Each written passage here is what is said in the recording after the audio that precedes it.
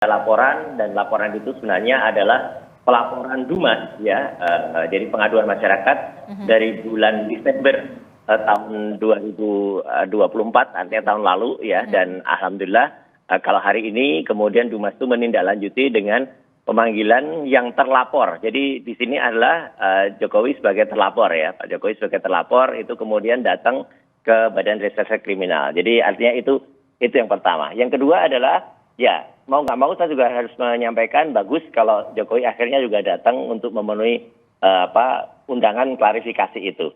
Nah, jadi dengan demikian kita lihat saja nanti bagaimana kemudian Pak Jokowi itu juga memenuhi berbagai pertanyaan-pertanyaan dalam undangan klarifikasi ini. Ya, karena pasti dengan klarifikasi itu kan pasti akan ditanya sejauh mana pengaduan masyarakat yang telah dilakukan oleh teman-teman dari TPUA ya, tim pembela ulama dan aktivis ya, karena kan yang dilaporkan kan terkait dengan adanya dokumen yang diduga palsu ya. Jadi kan pasalnya kan di sini kan pemalsuan dokumen, jadi termasuk kasus-kasus yang pasal-pasal yang dilaporkan dalam dokumen palsu sampai dengan ada KUHP, kemudian ada undang-undang Sisdiknas dan lain sebagainya.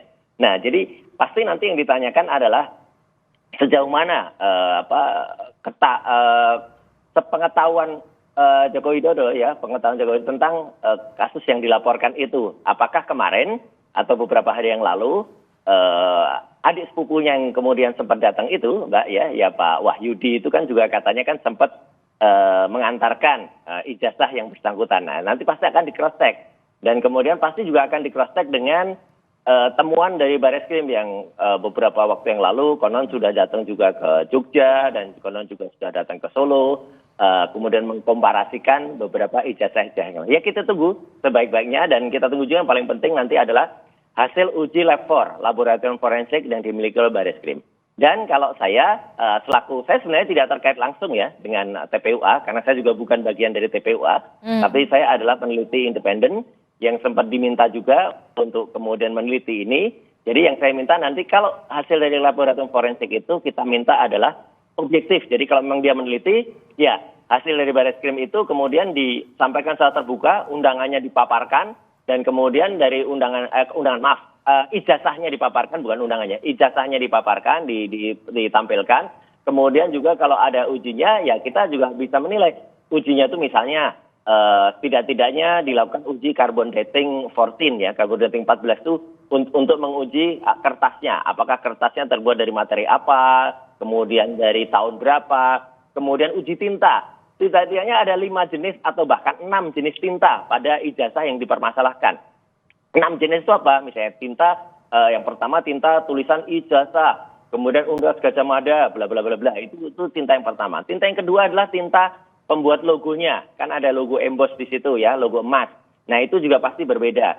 Kemudian tinta yang menuliskan nama si pemilik ijazah, Joko Widodo, itu juga pasti akan berbeda juga. Kemudian ada tinta tanda tangan dari rektor, Prof. Teuku Yakob di situ. Itu dicek apakah tintanya itu sesuai dengan tahun 85 atau tidak. Kemudian ada tinta juga dekan yang bersangkutan. Waktu itu apakah Pak Sunardi ataukah siapa dekannya, itu juga ada. Kemudian yang penting lagi ada tinta capnya, itu Mbak. Jadi semua itu harus terbuka, transparan, disampaikan juga kepada masyarakat. Jadi Anda berharap ketika nanti benar-benar dibuka ke publik itu secara detail begitu ya, tidak hanya otentik atau tidak otentik begitu ya?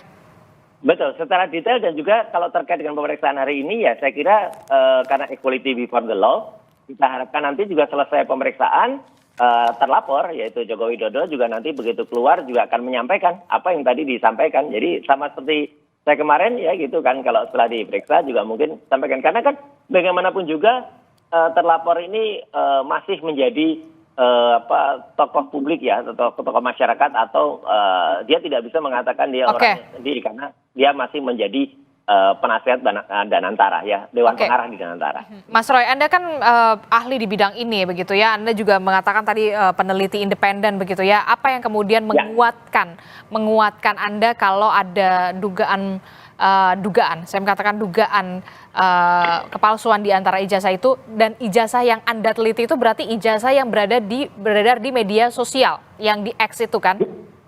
Begini, jadi yang saya sudah pegang langsung sebelum jadi ijazah, itu seseorang pasti harus melalui beberapa tahapan. Skripsi. Dan yang benar-benar bisa saya pastikan langsung itu adalah yang otentik atau yang original adalah skripsi yang sudah saya teliti pada tanggal 15 April di Universitas Gadjah Mada yang diberikan oleh Wakil Rektor. Waktu itu Profesor Wening Udasmoro dan juga ada Wakil Rektor Dr. Aris Sucipto dan Dekan Kehutanan dan lain sebagainya. Jadi skripsi itu sangat-sangat vital.